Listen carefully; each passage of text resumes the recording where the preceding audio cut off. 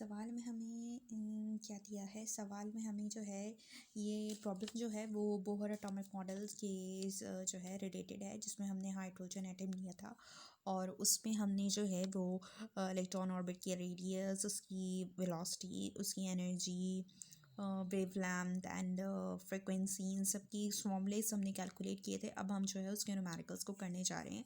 सो देखते हैं related Bohr atomic model की प्रॉब्लम बोहर एटॉमिक मॉडल से रिलेटेड है। पहला पार्ट है हमारे पास, the electron in an hydrogen atoms makes a transition from n the is equals to energy level to the ground state, the ground level n is equals to 1, find the wavelength and frequency of the emitted photon.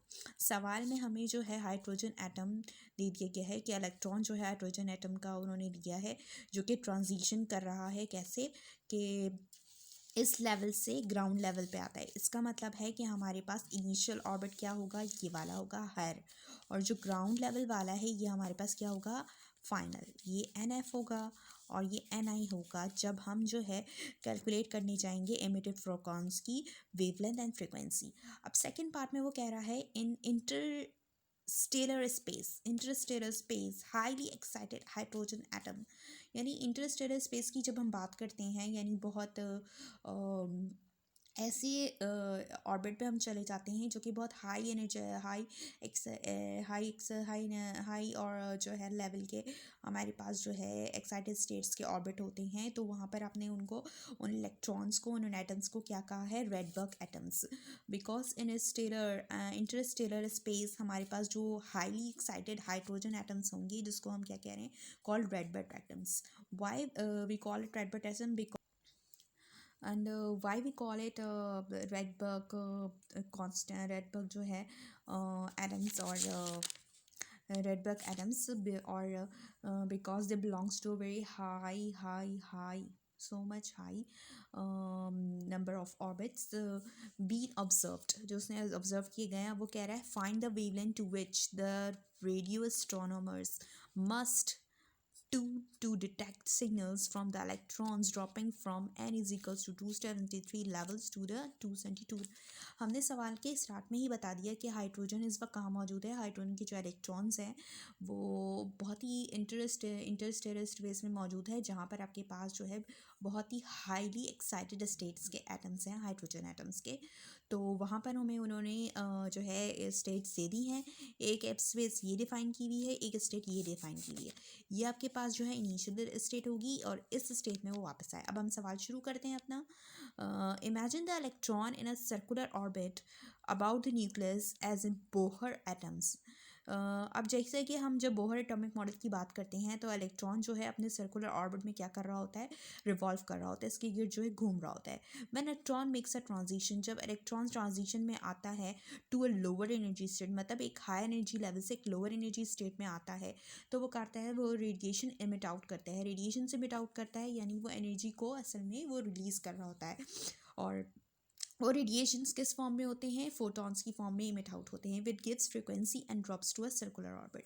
और वो क्या कहते हैं, कुछ ना कुछ उसकी frequency, जो फोटॉन्स इमिट आउट होते हैं उसकी कुछ ना कुछ फ्रीक्वेंसीज भी होती है, क्योंकि आपके पास जो इलेक्ट्रॉन होते हैं वो सर्कुलर ऑर्बिट में, वो सर्कुलर ऑर्बिट जो कि न्यूक्लियस से बहुत करीब करीब होते हैं, यानी जिनका रेडियस बहुत स्मॉल होता है। इलेक्ट्रॉन अब कहाँ गया, वहाँ आ गया। इसका मतलब है कि सर्कुलर ऑर्बिट या स्मॉलर ऑर्बिट की हम बात कर रहे हैं जिसका रेडियस बहुत स्मॉल है। तो हमारे पास जो है, हम असल में बात कर रहे हैं अपने पास किस सीरीज़ की, बाल्मर सीरीज़ की, जो कि हमारे पास हाइड्रोजन में सबसे पहले वो सीरीज़ थी, वो फर्स्ट सीरीज़ थी जो कि हाइड्रोजन एटम के लिए ऑब्जर्व की गई। इसके बाद बाकी जो है सीरीज़ भी आई, जैसे लैमन, पास्टन, पीफन, ब्रैकेट। लेकिन बाल्मर सीरीज़ सबसे पहले थी जो कि हाइड्रोजन एटम के लिए यूज़ की गई, क्योंकि इसी के थ्रू उसकी फ्रिक्वेंसी और वेवलेंथ कैलकुलेट कर की गई। तो बाल्मर सीरीज़ के लिए हमने लैम्डा को हमने डिटरमाइन करना है। हमने एन आई लिया 2 और एन एफ हमने लिया है 1। हमारे पास जो है ये फॉर्मूला होता है, अगर हमें किसी भी हाइड्रोजन एटम की सीरीज़ की हमें जो है क्या कैलकुलेट करनी है, वो वेवलेंथ कैलकुलेट करनी है। इस वक्त हमने बाल्मर सीरीज़ ली है, तो हमारे पास ये फॉर्मूला है 1/लैम्डा आर एच इंटू 1/, ये आपके पास क्या डिफाइन कर रहा है, ये आपको डिफाइन कर रहा है 1/f, और ये डिफाइन कर रहा है एन आई को। ठीक है, ये आपके पास जो है इनिशियल ऑर्बिट है, ये फाइनल ऑर्बिट है। तो इसका असल में फॉर्मूला क्या बन रहा है, R H is into 1/NF² -1/NI का स्क्वायर, जो कि शायद मैं लिखना भूल गई। तो हमने यहाँ चीज़ें पुट की, इसको सॉल्व करने के बाद हमारे पास ये जो पूरी चीज़ें सॉल्व होकर 3/4 RH आ जाएगी। अब जबकि हम बात कर चुके हैं कि इलेक्ट्रॉन कहाँ मौजूद है, इलेक्ट्रॉन इस वक्त मौजूद है इंटरस्टेलर स्पेस में। तो हमने क्या किया, फिर इसको क्रॉस मल्टीप्लिकेशन कर दी। क्रॉस मल्टीप्लिकेशन करने के बाद हमारे पास ये बन गया lambda is equals to 4/3। Rydberg constant जो है RH आपके पास रेडबर्ग कांस्टेंट होता है, ये कहाँ चला गया, यहाँ डिनोमिनेटर में चला गया। 4/3 की वैल्यू के बाद हमने रेडबर्ग कांस्टेंट जो कि कांस्टेंट वैल्यू होती है उसकी वैल्यूज़ को पुट किया 1.097 इंटू 10⁻7 मीटर इनवर्स। जब हमने उसको सॉल्व आउट किया तो इसका आंसर आया 1.22 इंटू 10⁻7 मीटर। जब हम इसको जो है नैनोमीटर में करेंगे तो हम ये जो पॉइंट है इसको 2 प्लेसेस आगे की तरफ क्या करेंगे, मूव करेंगे। तो ये पॉइंट आपके पास यहाँ आ जाएगा, तो ये बन जाएगा 1.1 lambda is equals to 122 nanometre.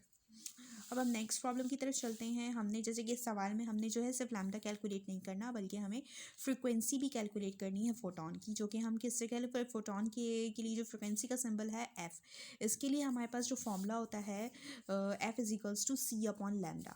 F क्या है आपके पास, फोटोन की फ्रिक्वेंसी है। सी आपके पास स्पीड ऑफ लाइट है, यानी स्पीड ऑफ फोटोन। जाहिर है आपके पास जो फोटोन होते हैं, फोटोन असल में स्पीड, फोटोन असल में लाइट पार्टिकल्स ही लाइट की ही स्पीड से मूव करते हैं, क्योंकि फोटॉन्स हो या लाइट हो, फोटोन पार्टिकल नेचर है और दोनों ही आपके पास इलेक्ट्रोमैग्नेटिक वेव्स होती हैं।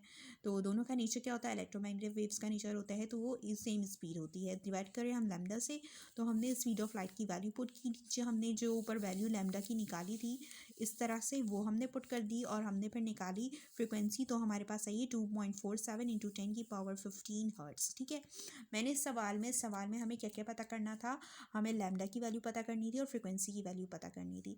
लेकिन मैंने इस सवाल में एक इजाफी चीज़ और कैलकुलेट की है, बाल्मर सीरीज़ के लिए मैंने एनर्जी कैलकुलेट की है। अब देखते हैं एनर्जी क्या आ रही है हमारे पास। Also the energy of the photon, हमारे पास एनर्जी का फॉर्मूला होता है E is equals to H into F. H आपके पास क्या है, एच मीन्स आपके पास Planck's constant. H means is equals to Planck's constant, जिसकी वैल्यू आपके पास होती है 6.625 इंटू 10⁻34 जूल/सेकेंड। ठीक है, तो ये आपने इसकी वैल्यू पुट कर दी 6.625 इंटू 10⁻34, और फ्रीक्वेंसी की वैल्यू जो आपने अभी निकाली थी 2.47 इंटू 10⁻15, इसको आपने कैलकुलेट किया। कैलकुलेट करने के बाद आपके पास ये जो वैल्यू है, इस वैल्यू को मैंने मल्टीप्लाई किया, मेरे पास ये आ गई, और जो एक्सपोनेंट वाली वैल्यू थी उनको मैंने माइनस कर दिया। माइनस करने के बाद मेरे पास जूल पे की वैल्यू आई। मुझे इसको, उस वैल्यू को जो कि जूल में आई है, मैं इसको इलेक्ट्रॉन वोल्ट में कन्वर्ट करना चाहती हूँ। तो मेरे पास 1 इलेक्ट्रॉन वोल्ट बराबर होता है 1.6 इंटू 10⁻19 जूल से। अब जब मैं जूल से इलेक्ट्रॉन वोल्ट में जा रही हूँ तो मैं क्या करूँगी, इस वैल्यू से इसको डिवाइड कर दूँगी। जब मैं इस वैल्यू से इसको डिवाइड कर दूँगी तो मेरे पास एनर्जी किस में आ जाएगी, इलेक्ट्रॉन वोल्ट में आ जाएगी, जो कि आ गई 10.225 इलेक्ट्रॉन वोल्ट। ठीक है, ये मेरा सवाल यहीं ख़त्म होता है। अब हम नेक्स्ट पार्ट में चलते हैं। नेक्स्ट पार्ट में हमारे पास हम क्या कैलकुलेट करने जा रहे हैं, use equation for wavelength but ni is equals to 273 and nf is equals to 272। अब हमारे पास जो सवाल था, जब हमने देखा था कि हमारे पास इंटरस्टेलर स्पेस में हम क्या कैलकुलेट कर रहे थे, हमने जो है वो दो जो है ऑर्बिट्स ले लिए थे ni और nf। ठीक है, हमने उसमें वेवलेंथ कैलकुलेट की थी। अब यहाँ पर भी हम क्या करने जा रहे हैं, अब यहाँ पर भी हम जो है असल में यहाँ पर हमें जो है इंटरस्टेलर में जो हमारे पास सवाल चीज़ है, हमारे पास असल में चीज़ है, जैसे मैंने आपके हाईली एक्साइटेड स्टेट की बात की थी, तो हमने वही चीज़ यहाँ पर ली है, और हमने यहाँ पर असल में अब लैम्डा कैलकुलेट कर रहे हैं। तो हमने क्या किया, ये उसी चीज़ को थोड़ा सा प्रोसेस कर लिया कि वो चीज़ आ कैसे रही है। ये चीज़ हमने पहले भी निकाली है। ठीक है, अगर आपको याद हो तो हमने ये वैल्यू हमने निकाली थी अभी थोड़ी देर पहले। नो, हमने बल्कि अभी निकाली नहीं है, हम अब इसको निकालने जा रहे हैं, क्योंकि हमने अभी सिर्फ सवाल रीड आउट किया था। अब हम क्या करें, इसको कैलकुलेट करने जा रहे हैं। तो हमारे पास इक्वेशन में सवाल जो दिया था उसमें हमें इंटरस्टेलर स्पेस में इलेक्ट्रॉन मौजूद थे, मतलब टोटली बहुत ही हाईली एक्साइटेड स्टेट में, जिसको हम कह रहे थे एटम्स को, उस स्टेट पे हम एटम्स को कह रहे होते हैं रेडबर्ग एटम्स। ठीक है, तो ni आपके पास 273 था और वो वापस आ रहा था इस ऑर्बिट पे 272। अब हमने ये फॉर्मूला कैलकुलेट किया, फॉर्मूले में हम लगा रहे हैं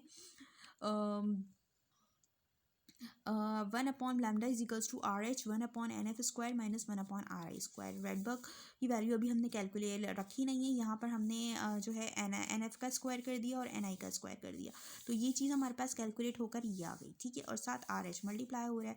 अब हमें लैम्डा कैलकुलेट करना है, तो हमने क्या कर दिया, इसको बाय क्रॉस मल्टीप्लिकेशन इसको सॉल्व आउट कर दिया, हमारे पास लैम्डा का फॉर्मूला आ गया 1 अपॉन 9.88 इंटू 10 की पावर माइनस आर एच। तो आर एच की वैल्यू हमें गिवन है, आर एच की वैल्यू जो है क्या है, डिनोमिनेटर में इस वैल्यू से जो नीचे मौजूद है इससे मल्टीप्लाई हो रही है, तो यहाँ मैंने आर एच की वैल्यू लिख दी, डिवाइड किया, मेरे पास लैम्डा की वैल्यू आ गई 0.9222 मीटर, ठीक है। अब मैं क्या कैलकुलेट करने जा रही हूँ, अगले पार्ट में मेरे पास मैं रेडियस से रिलेटेड सवाल है मेरा कि what is the radius of the electron orbit from a Rydberg atom. जबकि मेरे पास जो पहले सवाल था, उस सवाल में मेरे पास जो है मुझे एन जो गिवन था, वो जो कि हाई ऑर्बिट था वो 273 था। अब मैं क्या करूँगी, इसी ऑर्बिट को यूज़ करते हुए मैं क्या कैलकुलेट कर लूँगी, मैं अपना जो है वो कैलकुलेट करूँगी, मतलब रेडियस कैलकुलेट करूँगी। What is the radius of the electron orbit for Rydberg atom for which N is equals to 273 and also find the speed of the electron. क्या मैंने क्या किया, रेडियस भी निकालूंगी इलेक्ट्रॉन ऑर्बिट का, और इस वैल्यू को यूज़ करते हुए मैं इलेक्ट्रॉन की स्पीड भी निकालूंगी। मेरे पास जो है किसी भी, मुझे इलेक्ट्रॉन ऑर्बिट का किसी भी इलेक्ट्रॉन के ऑर्बिट का जहाँ इलेक्ट्रॉन मौजूद है जिस ऑर्बिट में, उसका अगर रेडियस कैलकुलेट करना हो, तो मेरे पास फॉर्मूला होता है R N is equals to N square into a naught. R N आपके पास किसी भी ऑर्बिट का रेडियस, एन क्या है, नंबर ऑफ ऑर्बिट्स, और ए नॉट में क्या है, एन ए नॉट रिप्रेजेंट कर रहा होता है फर्स्ट ऑर्बिट रेडियस को। हमारे पास एन क्या है 273, तो 273 का स्क्वायर हो गया। ए नॉट की वैल्यू को अभी मैंने पुट नहीं किया है, अगले स्टेप में हम क्या कर रहे हैं कि यहाँ पर हमने वैल्यू पुट कर दी है, यहाँ पर 273 जो कि एन स्क्वायर था, और यहाँ हमने वैल्यू पुट कर दी, ये हमारे पास नैनोमीटर में होती है 0.0529 टू 10 की पावर -9 मीटर, जो कि कितना कैलकुलेट आ गया, 3.94 माइक्रोमीटर कैलकुलेट होकर आ गया। अब मैं देख रही हूँ कि रेडियस क्या है, बहुत ज़्यादा इनफ वैल्यू, लार्जर वैल्यू है। अगर आप फर्स्ट ऑर्बिट की देखें तो वो नैनोमीटर में है, जबकि इस वैल्यू को अगर देखें, जब आपके पास एन क्या है 273 है, तो उस वक्त उसकी वैल्यू कितनी हो गई है, 3.94 micrometre. So it is become so larger value, it is the verge of becoming microscopic. तो हम ये कह सकते हैं कि, ठीक है। अब हमें क्या कैलकुलेट करना है, अब हमें जो है, हम कैलकुलेट कर रहे थे R273 इस ऑर्बिट के लिए, तो हमने जो है एन की वैल्यू पुट कर दी, और आगे हमने फर्स्ट ऑर्बिट की वैल्यू पुट की, तो हमारे पास ये वैल्यू आ गई 3.94 माइक्रोमीटर। माइक्रो मीन्स आपके पास 1 माइक्रो होता है, आपके पास जो है, अगर हम देखें तो हमारे पास असल में जो 1 माइक्रो होता है वो 10 की पावर -6 होता है। ये है -9 और ये -6, so much difference, so we can say that the radius is larger enough that the atom is on the verge of becoming microscopic. तो इस स्टेज पे जो हम ये कह सकते हैं कि एटम्स इस वक्त किस स्टेट में होगा, माइक्रो स्टेट में होगा, microscopic. Now speed of electron. अब इलेक्ट्रॉन की स्पीड के लिए हमारे पास फॉर्मूला है v is equals to √ke² upon MER। के आपके पास जो है कूलम्स कांस्टेंट होता है, ई आपके पास charge of electron, M E आप द मास ऑफ इलेक्ट्रॉन, और एस आर आपके पास उस ऑर्बिट का रेडियस जिसके लिए आप निकाल रहे हैं, ठीक है। अब आपने क्या किया कि वैल्यू पुट कर दी, कूलम्स कांस्टेंट की वैल्यू, इलेक्ट्रॉन के इसका यहाँ पर स्क्वायर है, ठीक है, तो इसकी वैल्यू का स्क्वायर कर दिया आपने, देन आपने 9.11, ये जो है आपके पास क्या है, ये आपके पास इलेक्ट्रॉन का रेडियस है। फिर उसके बाद आपने जो ऊपर वैल्यू निकाली थी यहाँ रेडियस की, वो वैल्यू पुट कर दी, तो आपके पास स्पीड आ गई, स्पीड ऑफ इलेक्ट्रॉन 8.01 इंटू 10 की पावर 3 मीटर पर सेकेंड।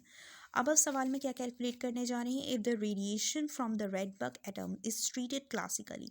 अगर आप रेडिएशन जो कि रेडबर्ग एटम्स की है, अगर उसको ट्रीट करें क्लासिकली, तो आपके पास उसकी वेवलेंथ क्या होगी। फॉर एग्जांपल, यानी हमने अभी तक n इज इक्वल्स टू 273 लिया, हमने अभी तक जब ये n 273 से 272 में आया था, तो तब हमने क्या कैलकुलेट की थी, लैम्डा कैलकुलेट की थी। अब हम जो है सिर्फ इसी ऑर्बिट को ले रहे हैं और इसकी बात कर रहे हैं कि इसके रेडिएशन जो है, इसमें से जो रेडिएशन इससे इमिट आउट हो रहे होंगे, हम उसे ट्रीट कर रहे हैं क्लासिकली। तो हम जो है अब इसी ऑर्बिट की क्या कैलकुलेट करेंगे, वेवलेंथ कैलकुलेट करेंगे।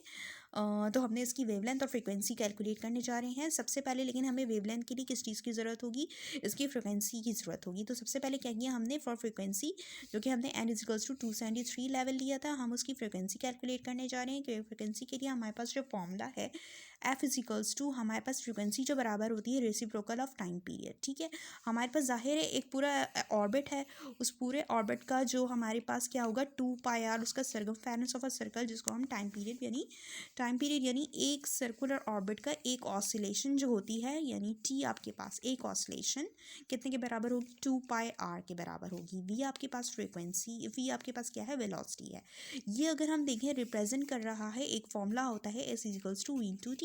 ठीक है, टाइम आपके पास कैपिटल टी है, एस आपके पास क्या है पूरे सर्कुलर ऑर्बिट का, यानी इलेक्ट्रॉन यहाँ से ऑर्बिट करके एक क्या है एक ऑसिलेशन या मैं कहूँ एक रिवोल्यूशन कंप्लीट या एक साइकिल कंप्लीट करके आएगा सर्कल, जो कि बराबर होता है 2πr के। तो ये आपके पास 2πr हो जाएगा और ये आपके पास v हो जाएगा। जब आपको t कैलकुलेट करना है तो आप क्या करोगे कि 2πr को वेलोसिटी से डिवाइड करवा दोगे, लेकिन जब यहाँ t डिनोमिनेटर में है तो ये चीज़ उलट जाएगी। तो ये क्या हो जाएगा v/2πr। ठीक है, अब ये किसके बराबर है, ये एग्जैक्टली असल में फ्रीक्वेंसी के बराबर है। तो आपने क्या किया, स्पीड आपके पास, अब हम क्या करेंगे, हम स्पीड जो है ऊपर कैलकुलेट कर चुके हैं, यहाँ पर हम v की जो है वैल्यू पुट करेंगे, जो कि आई थी हमारे पास 8.01 × 10⁻³ मीटर/सेकेंड, और नीचे फिर हमने 2π की वैल्यू पुट की, और जो रेडियस हमारे पास n = 273 के लिए हमने निकाला था 3.94 माइक्रोमीटर, उसको माइक्रो को पावर से प्लेस कर दिया, कैलकुलेट किया कि हमारे पास फ्रिक्वेंसी आ गई। अब हमें जो कि वेवलेंथ कैलकुलेट करनी है लैम्डा, किसके लिए, फॉर n = 273, जिसको हम क्या कर रहे हैं क्लासिकली ट्रीट करवा रहे हैं। तो हमने ये फॉर्मूला यूज़ किया, लैम्डा बराबर होता है C/F के। C आपके पास स्पीड ऑफ द फोटोन है, और ये आपके पास लैम्डा की वैल्यू कैलकुलेट की हमने, लैम्डा की 0.927। जब ये जंप करके 272 ऑर्बिट में आ रहा था तो ज़्यादा उसमें कुछ फ़र्क नहीं है, वो आ रही थी वैल्यू 0.922 मीटर और ये आ रही है 0.927, तो 0.007 मीटर्स का फ़र्क है, ज़्यादा डिफरेंस नहीं है। तो ये रेडिएशन आपके पास तब मिल रहे होंगे जब इलेक्ट्रॉन जो है इस ऑर्बिट में होगा। ठीक है, तो आज का टॉपिक हम यहीं ख़त्म करते हैं। नेक्स्ट टॉपिक में हम नए किसी वीडियो के साथ मिलेंगे। अल्लाह हाफ़िज़।